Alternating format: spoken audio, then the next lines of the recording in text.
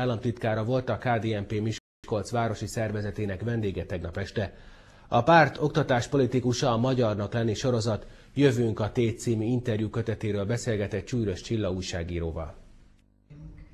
Jövünk a Tét, ez a címe annak a nemrégiben megjelent interjú kötetnek, melyet Csűrös Csilla újságíró készített Hoffmann Rózsával, a Nemzeti Erőforrás Minisztérium oktatásért felelős államtitkárával.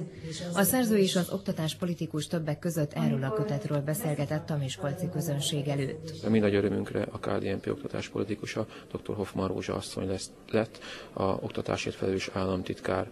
A mai miskolci látogatásának ez az utolsó állomása, korábban pedagógus fórumon vett részt, ahol szakmai kérdésekről beszélt. Most én úgy gondoltam, hogy egy könnyedebb rendezvényt szeretnék még itt neki a nap lezárásaként szervezni. Készült egy könyv, egy interjúkötet az államtitkárasszonnyal, és tulajdonképpen ezt szeretnénk bemutatni. Magyarországot ismét az oktatás fogja talpra állítani. Ez volt a miskolci beszélgetés mottója. Amikor nagy a baj, amikor gazdasági, morális, szellemi leépülésben van egy ország, akkor az oktatásba és a kultúrába kell beruházni, mert ezen keresztül lehet a jövőt építeni.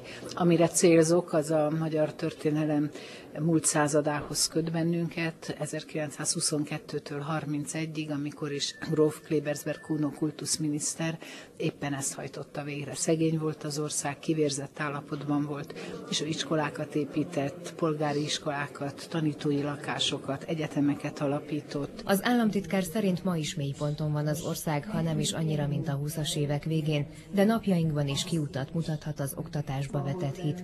Ezeket a gondolatokat osztotta meg közönségével az oktatáspolitikus a Fráter György gimnázium aulájában. Az est végén az államtitkár dedikálta is a helyszínen megvásárolt interjúköteteket az érdeklődők számára.